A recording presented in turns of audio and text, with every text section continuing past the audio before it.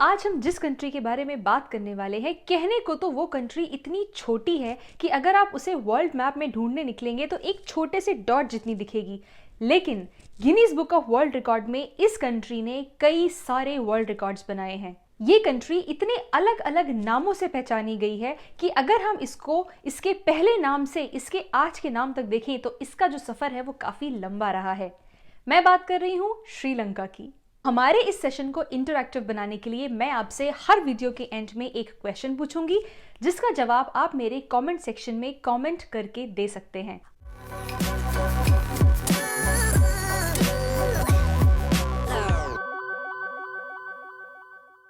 Welcome to my channel speak atlas. मैं हूं Anupriya.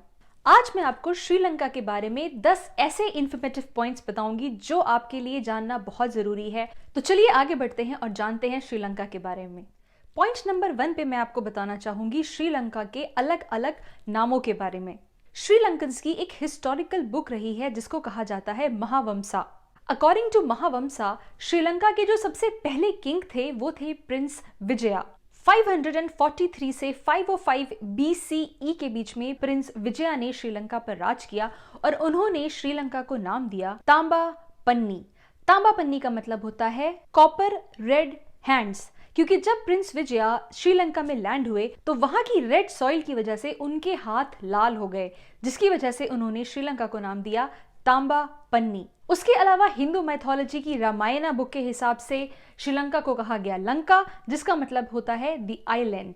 Tamil mythology में इसे कहा गया ईलम। चोला डायनास्टी में इसे नाम दिया गया मुम्मदी चोला मंडलम। एंशिएंट ग्रीक जियोग्राफर्स ने इसे बुलाया ताप्रोबाना।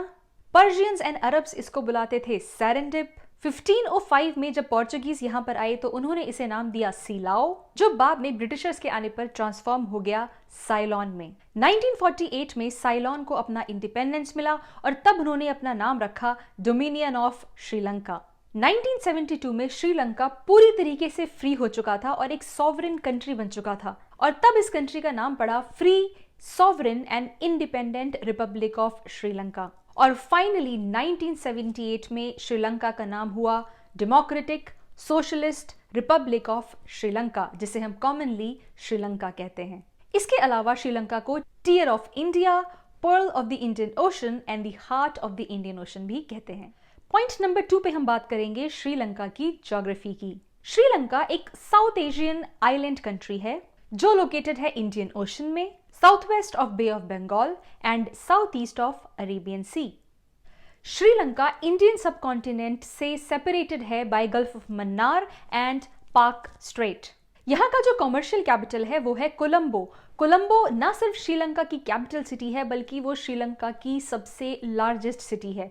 उसके अलावा यहाँ का एडमिनिस्ट्रेटिव कैपिटल है कोटे, जिस सिटी का पूरा नाम है श्री जयावर्धनेपुरा कोटे।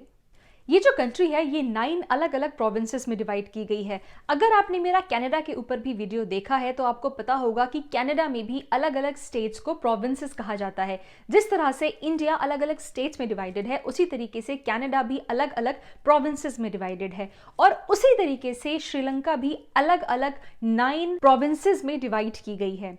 इसका जो सेकंड लेवल ऑफ एडमिनिस्ट्रेशन है वो है डिस्ट्रिक्ट्स। ये जो 9 प्रोविंसेस हैं इनको 25 अलग अलग डिस्ट्रिक्ट्स में बांटा गया है।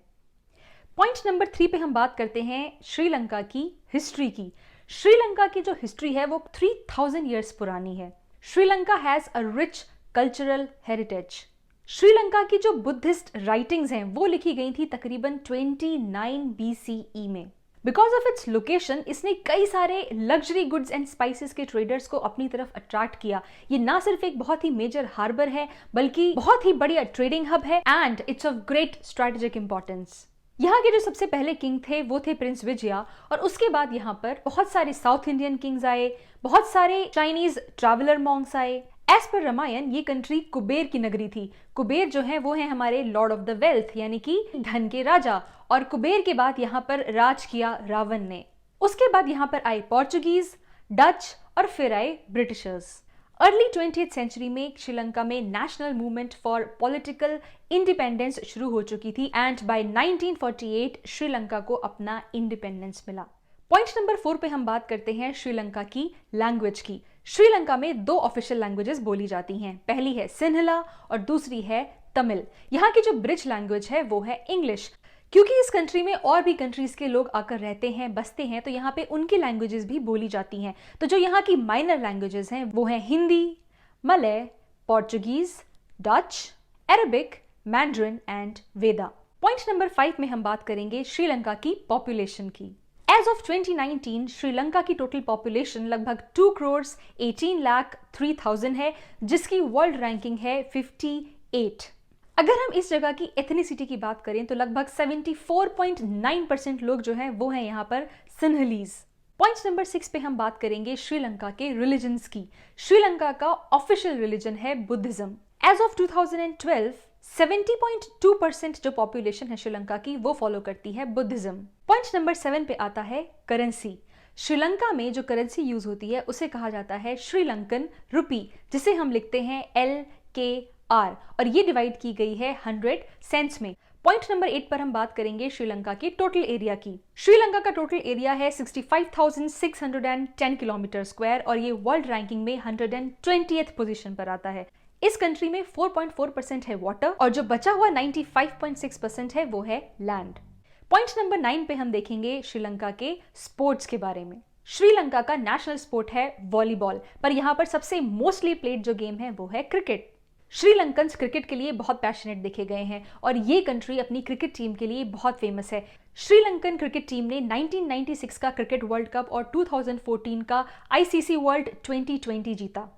ये टीम रनर अप रह चुकी है 2007 एंड 2011 के क्रिकेट वर्ल्ड कप की और 2009 एंड 2012 के ICC वर्ल्ड 2020 की।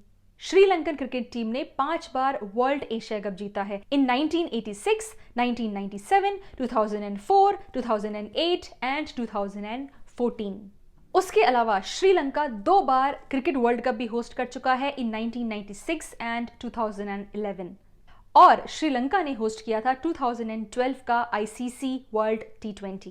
वॉलीबॉल और क्रिकेट के अलावा rugby, football, netball and tennis भी श्रीलंका में बहुत ज्यादा खेले जाते हैं। पॉइंट नंबर 10 पे हम बात करेंगे श्रीलंका की एजुकेशन की। Sri Lanka has one of the most literate population among the developing Nations.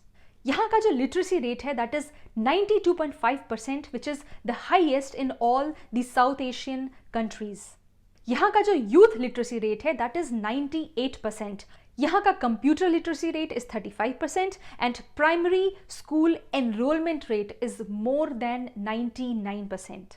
तो ये वो 10 पॉइंट्स थे जो मैं आपको आज इस वीडियो के थ्रू श्रीलंका के बारे में बताना चाहती थी। मेरा आज का क्वेश्चन है, which sport is the Canada's national winter sport? Canada का नेशनल विंटर स्पोर्ट कौन सा है? इसका जवाब आप जल्दी से मेरे कमेंट सेक्शन में कमेंट करके मुझे दे सकते हैं। अगर आपको मेरा आज का वीडियो अच्छा लगा तो प्लीज इसे लाइक करें, इसको अपने फ्रेंड्स एंड फैमिली के साथ शेयर करें ताकि मेरे और आपके साथ साथ उनकी नॉलेज भी अलग अलग कंट्रीज के बारे में बढ़े। मेरे चैनल को सब्सक्राइब करना मत भूलिएगा और बेल आइकन दबाना तो बिल्कुल भी मत भूलिएगा, क्योंकि ये आपको मेरे आने वाले वीडियोस की नोटिफिकेशन टाइम पे देगा। अभी मेरे लिए श्रीलंका का टॉपिक खत्म नहीं हुआ है, मैं इस पे एक सेकंड वीडियो भी बनाऊंगी जिसमें मैं आपको बताऊंगी 10 अमेजिंग फैक्ट्स अबाउट श्रीलंका। आज के लिए बस इतना ही। Thank you so much and have a good day.